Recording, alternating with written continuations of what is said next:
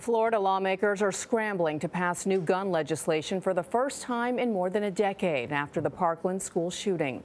Pro-gun advocates protested yesterday outside Florida's Capitol. The state Senate is expected to vote today on a bill that would allow teachers to be armed and restrict some gun purchases. Nikki Battiste is at the state Capitol in Tallahassee. Nikki, good morning.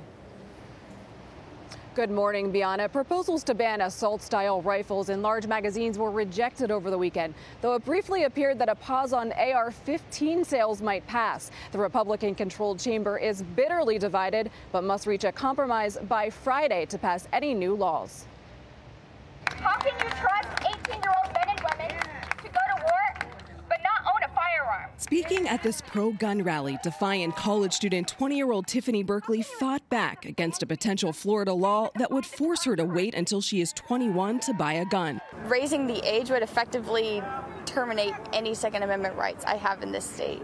During a special session, Florida's Senate spent nearly 8 hours amending the Marjory Stoneman Douglas High School Public Safety Act. The only thing that will help the situation is if we ban assault weapons. It's not the weapon, it's the evil from within.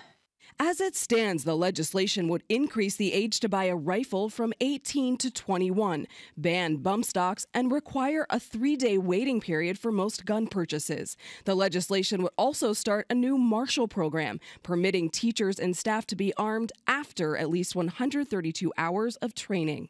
The amendment is adopted. Following a voice vote, a 2-year ban on AR-15 assault weapons initially passed, but the motion was reconsidered and reversed 20 minutes later in a roll call vote. 17 yeas, 21 nays, Mr. President. The decision stung for some Florida school shooting survivors like Jackie Corin, who tweeted, "This breaks my heart, but we will not let this ruin our movement."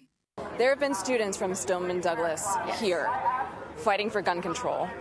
What would you say to them? You have a right to be angry. I'm angry with you, but we can't have our rights infringed.